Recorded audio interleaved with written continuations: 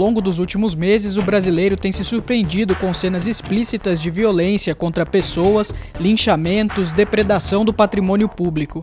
Esses movimentos surgiram e se estabelecem na condição de defender as mais diferentes bandeiras: aumento da tarifa de ônibus, ladrão de bicicleta, estupro. O sentimento de revolta da população tem favorecido comportamentos ilegais e criminosos. Olá, o programa Ponto de Encontro está entrando no ar e hoje conversa sobre esse círculo vicioso de protestos acompanhados de violência na sociedade brasileira. No estúdio estão os nossos convidados para o tema de hoje. Glauco Barsalini, diretor da Faculdade de Ciências Sociais da PUC Campinas, e Luiz Roberto Vedovato, professor da Faculdade de Direito da PUC Campinas. Eu gostaria de agradecer inicialmente a participação de vocês aqui no programa.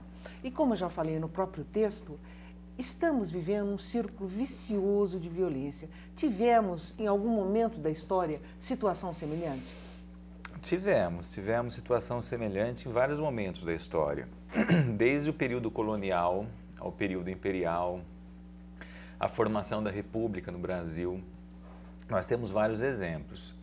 Eu acho que vale lembrar aqui de um momento histórico que se origina na Europa, chamada Primavera dos Povos, na década de 40 do século XIX, e que se espraia para a América, inclusive para o Brasil.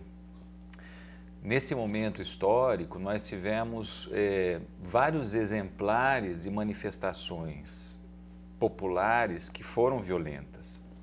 Sabinada, Balaiada, a própria Guerra dos Farrapos, que acontece no sul do Brasil, o Levante dos Malês, depois o evento de Canudos. Houve uma guerra empreendida entre a República, o início da República, e a liderança Antônio Conselheiro em Canudos e toda aquela população. Então, vários foram os exemplos no século XIX, para tomar como exemplo o século XIX, de levantes populares contra alguma situação ou algum contexto político da época. Também. Professor Vedovato, qual que é a sua opinião? O que você gostaria de acrescentar em relação? O que eu imagino que a gente possa debater, inclusive nessa linha que você colocou, Leila, é o fato de que é algo natural haver esse tipo de manifestação, especialmente quando há uma expectativa por parte de vários grupos da população de direitos que não são concretizados. Então nós tivemos uma Constituição em 88 que foi bastante ampla e deveria ser ampla, como deve ser, e a partir daí nós não tivemos a efetivação desses direitos. Por mais que tenha acontecido um embate na época para a construção da Constituição, e em tese houve uma vitória daqueles que queriam a declaração do direito, depois da Constituição, tudo que veio foi para diminuir esses direitos ou retardar a efetivação desses direitos. Num primeiro momento, até com um debate, um discurso jurídico, né, dizendo há direitos na Constituição que não são ou que não podem ser aplicados de imediato, precisam de normas infraconstitucionais para serem realizados. Essas normas não vêm ou não vieram a tempo e, mesmo assim, nós temos bastante claro que a nossa Constituição conseguiu, em alguns pontos, ser aplicada, mas ela não consegue alcançar a grande massa. E é natural que esses movimentos aconteçam, até mesmo por uma falta de legitimação, né, dos governantes, tendo em vista que eles deveriam cumprir essa Constituição e essa Constituição não é cumprida. Tá. Só que, por exemplo, é cada vez mais crescente e visível na sociedade essa onda de criminalidade. Não só a criminalidade comum, mas que as outras que a gente vê em estádios, os chamados justiceiros agora. Ou seja, são situações, eu não vou me estender, que antes nós não víamos aqui.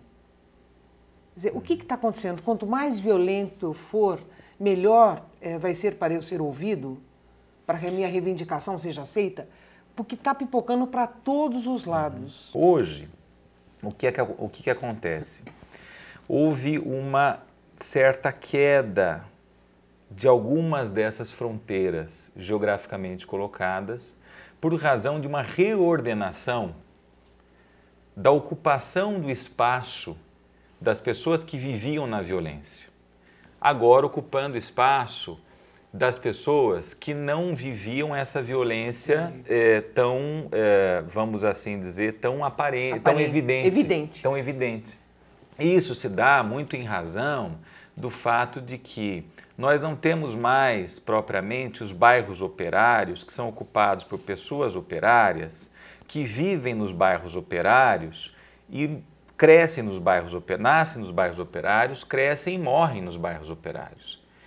Quando a economia se internacionaliza, quando acaba essa secção da produção e da vinculação do trabalhador ao local de produção e esse trabalhador passa a transitar por outros espaços, correto?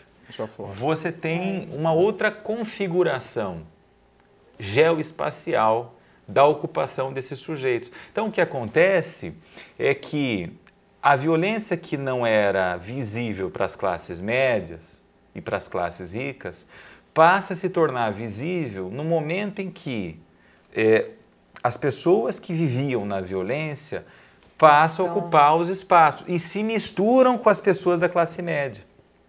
Percebe? E as pessoas da classe média também vão mais ou menos que se misturando nesse contexto. Entendi. Então, antes você tinha uma música da classe média e uma música das periferias. Antes você tinha um comportamento da classe média e um comportamento das periferias.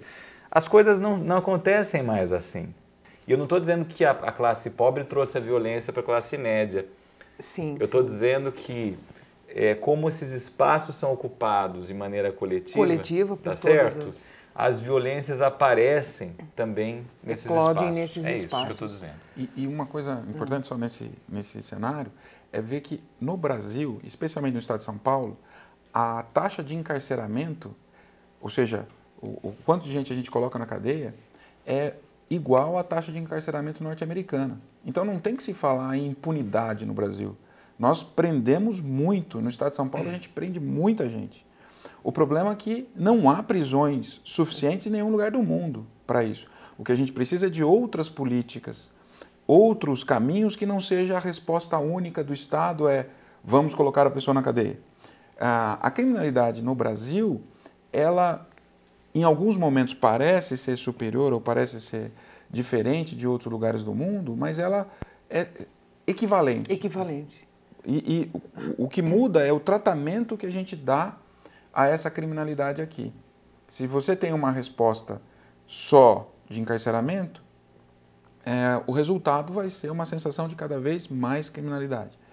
Se a sua resposta for em outras áreas, essa sensação vai se dissipando com o tempo. Tá. Depois eu vou querer mais para o final do programa entrar nessa questão de alternativas, né, para essa criminalidade, o que vocês poderiam apontar. Mas antes vou pedir licença para a gente dar uma paradinha agora para acompanhar o repórter que foi às ruas, saber o que a população pensa dos justiceiros. Vamos lá? Assaltos, sequestros, homicídios, com o número de delitos cada vez maior, a população que se sente desassistida pelas autoridades decide fazer justiça com as próprias mãos. E nós viemos às ruas saber a opinião das pessoas sobre isso. Eu sou a favor. Porque hoje em dia os bandidos faz, não são presos, fica aí solto e ninguém faz nada. Essa lei também não muda, que de menor mata, sai matando. Sou contra essa atitude. Porque se a gente tentar resolver pelas próprias mãos, a gente vai entrar num tempo de barbárie novamente. Eu acho que esse não é o caminho. Eu acho que a solução é a justiça ser mais prática, mais rápida, para a gente ter um senso de justiça e a população não ter que ir para esse viés de comportamento que eu acho que é inadequado, isso gera violência. Eu acho que isso não caminha para uma solução positiva. Então, nessa situação em geral, em particular, que eu gostaria que vocês falassem, que é a questão dos justiceiros que estão sendo muito vistas atualmente. Que é aquela história, a pessoa roubou, aí vai todo mundo atrás, agora estão prendendo no poste, cada um faz de uma forma tal. Qual que é a avaliação de vocês? Porque era outra coisa que não era muito vista também. Sempre existiu, mas nem tanto. Parece que as pessoas vão se reproduzindo. Esse é um sério problema, porque também há uma tendência da resposta violenta do Estado passar também para a população. Ou seja, se o Estado tem a única resposta sendo a resposta repressiva, a solução que foi passada para a população é uma solução de repressão. Então, o que eu faço para resolver esse problema? Eu vou lá, amarro o sujeito no poste, vou matá-lo, vou colocar fogo nele, e demonstra que a gente tem um grande desafio, que é fazer que o Estado se torne legítimo, ou esse governante reconheça o que ele precisa fazer. A voz ali de uma da entrevistada, né, que diz assim, nós precisamos resolver esse problema da criminalidade, porque o bandido faz, nada se resolve, é quase que a voz que carrega uma raiva do dia a dia, né, carrega o problema do dia a dia. Esse problema do dia a dia é resolvido naquele momento. Mas você não sabe se a consequência, ou seja, você não sabe se isso vai se repetir várias e várias vezes. O que a gente precisa parar para pensar é se a gente consegue, a longo prazo, construir um Estado, construir uma sociedade que tenha uma convivência melhor. Eu imagino que não seja a saída dos justiceiros. Não é essa, né? O que a gente precisa trabalhar, no entanto, é levar a informação a essa população de que há outras alternativas. E ela não enxerga essas outras alternativas, porque qualquer política que se diga, vamos fazer uma política de integração dos viciados no crack, vamos fazer uma política de integração dessas pessoas que estão em situação de miserabilidade. É sempre, ou em alguns momentos é visto como parte né, da sociedade, ou, enfim, uma parcela entende que isso é levar o dinheiro que poderia ser de todos para um pequeno grupo da população. Ou seja, você pega o dinheiro do tributo e paga o Bolsa Família. Você pega o dinheiro do tributo e faz uma política social para aquele indivíduo especificamente. E aquele indivíduo é visto como responsável pelo seu futuro, ou seja, ele chegou naquela situação, o Estado não tem que gastar o meu dinheiro, eu paguei o imposto, o Estado não tem que gastar o meu dinheiro com aquilo. É uma visão equivocada. Então, quando você meio que criminaliza as políticas sociais, você tende a ter uma resposta como essa. Tá. E aí, professor, chegaríamos à barbárie se essa situação assim... Eu acho assim que... bom, em primeiro lugar, eu gostaria de só lembrar que essa situação do justiceiro já é uma situação também histórica no Brasil. Também. Lampião foi um justiceiro. O Comando Vermelho foi justiceiro. Dentro das hordas ou dos grupos dos traficantes, a gente encontra os justiceiros. E tem a polícia também, né? O Esquadrão da Morte. O Esquadrão da Morte, foi mesmo. foram justiceiros. Foi mesmo. Os milicianos são justiceiros. Então, o fenômeno do justiceiro não é um fenômeno também atual. Só que eles eram... E se me permite, tem um relatório da ONU de execuções extrajudiciais que no Brasil é muito sensível. Ou seja, a ONU percebe que no Brasil são aplicadas sanções a indivíduos sem processo. Né? Então, agora, essa pergunta de fundo, né, que você faz, nós então estamos chegando à barbárie? Ora, o que é o Estado? Quando você pensa na construção do Estado, o Estado é uma entidade política criada para organizar a sociedade. Essa que é a ideia. Há um autor contemporâneo, Giorgio Agamben, sobre o qual, inclusive, eu tenho um trabalho específico, que pensa numa ideia um pouco diferente dessa. Quer dizer, que o Estado não é propriamente a organização política, historicamente, do Estado moderno e contemporâneo, que vem para organizar a sociedade, mas o Estado ele surge na necessária exclusão de sujeitos. Essa que é a tese dele. E significa o seguinte, que o Estado necessariamente produz violência. necessariamente produz exclusão. E o que a gente vê na história do mundo ocidental? Que o Estado tem necessariamente produzido exclusão. Que se não o Estado na sua atuação, mas o Estado na sua omissão, muitas vezes, sim, tem produzido exclusão. Se não o Estado ocupando o espaço total, que são as experiências totalitárias e ditatoriais, o Estado não ocupando aquele espaço e deixando para o mercado, esse mercado também produz exclusão. Então, quando eu disse dessa mistura entre pobres e ricos, eu não estou falando que os pobres são os violentos e os ricos não são violentos. Eu estou dizendo que os pobres estão muito mais vulneráveis à violência do que os ricos a esse tipo de violência que a gente reputa como violência criminosa, que é a violência de sangue. Sim. Que é o crime de sangue, percebe? Ora, o Estado, portanto, consegue garantir ou não, minimamente, padrões de civilidade? Se o Estado se propõe a fazer isso e consegue debelar, consegue diminuir a desigualdade, você tem um Estado mais de uma civilização. Sim. Menos bárbaro. A questão é, quais são as experiências em que isso acontece? Geralmente as experiências do hemisfério norte, que conseguem fazer isso muitas vezes em detrimento, muitas vezes em prejuízo do hemisfério sul. Quer dizer, países ricos que conseguem resolver o seu problema social explorando os países pobres. Essa lógica está dada. Tá. Percebe? Então, deixa a violência para os países pobres. Vamos resolver o problema da violência ou da não violência nos países ricos. Ora, países como o nosso, em que existem separações muito claras entre as categorias sociais, em que existe o problema do status que separa os sujeitos, o problema da desigualdade real econômica, da desigualdade, da impossibilidade de muitos e muitos sujeitos preencherem efetivamente os seus direitos.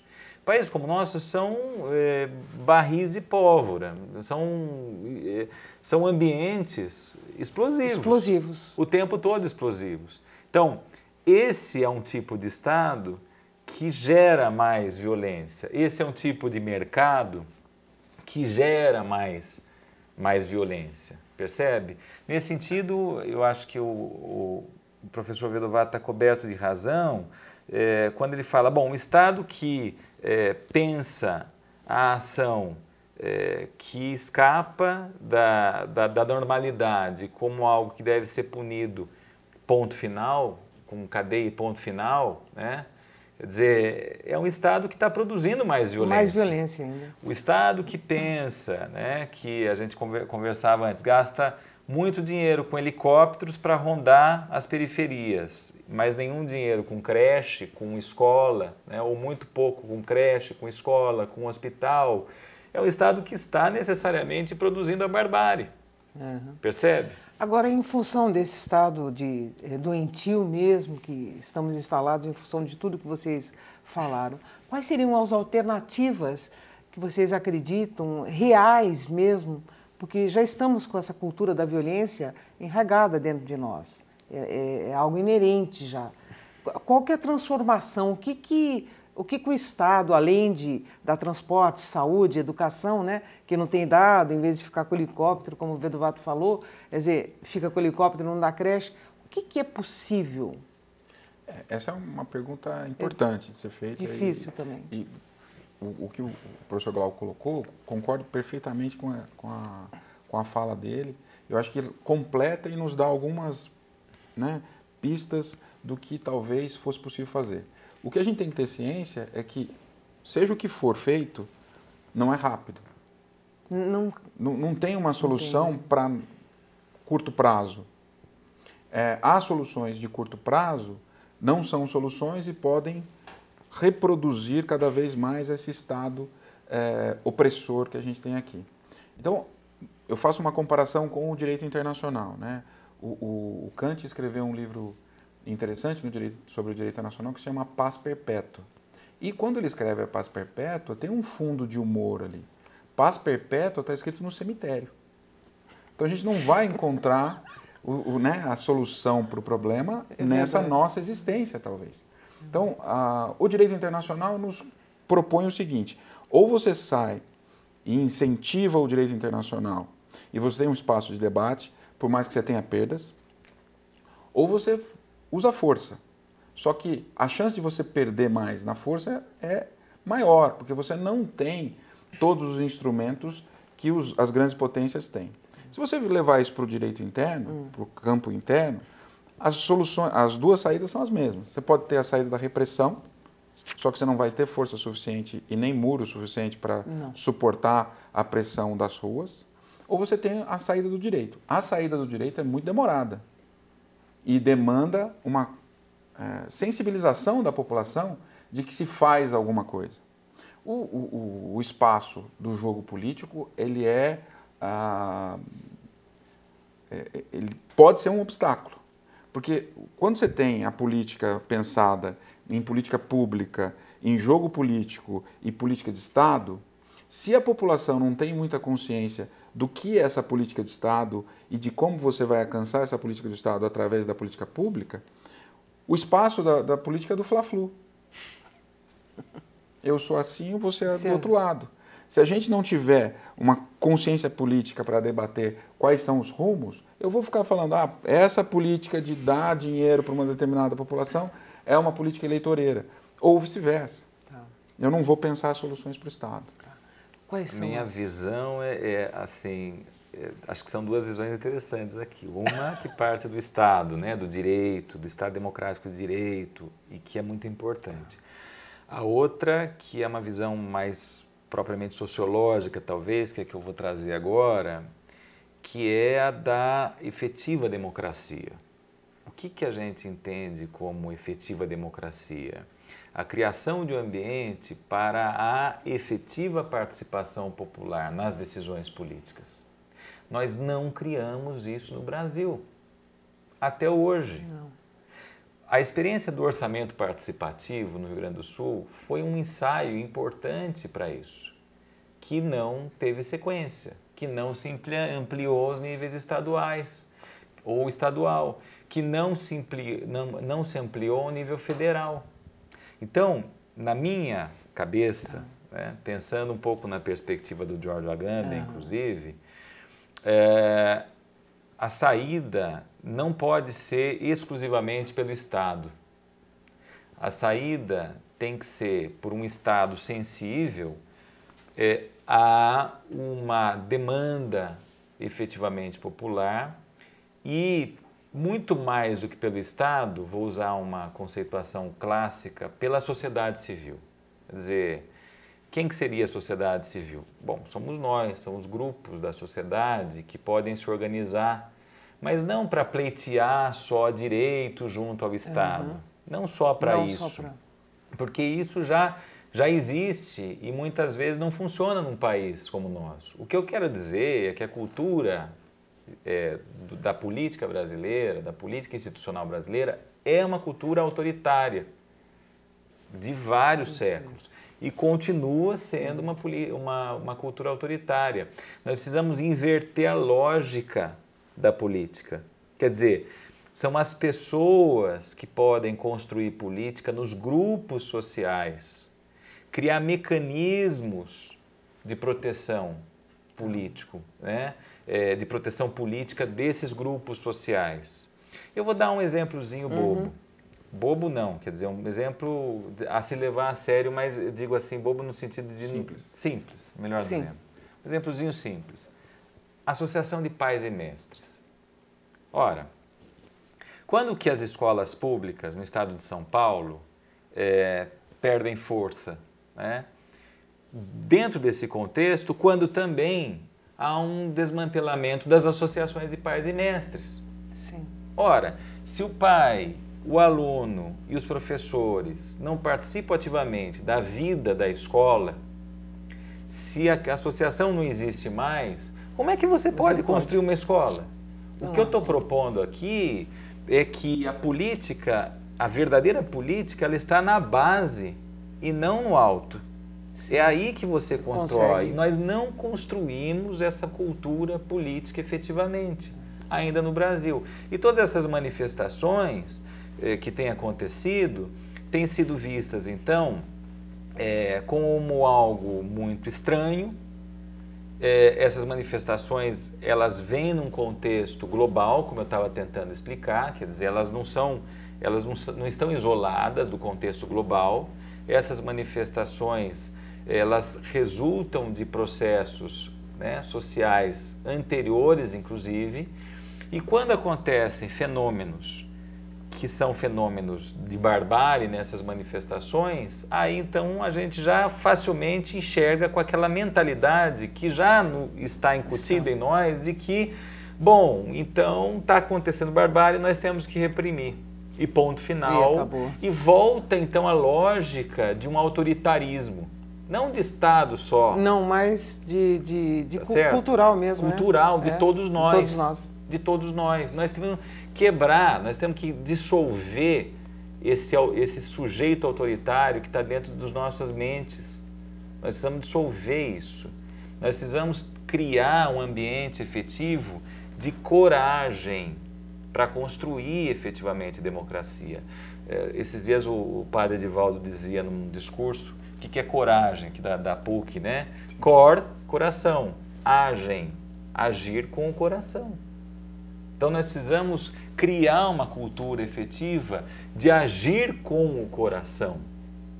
Agir com o coração para a construção de uma real democracia. Essa que é a questão. Tá certo. Professor Glauco, professor Vedovato, agradeço a participação de vocês e a colaboração para o nosso tema.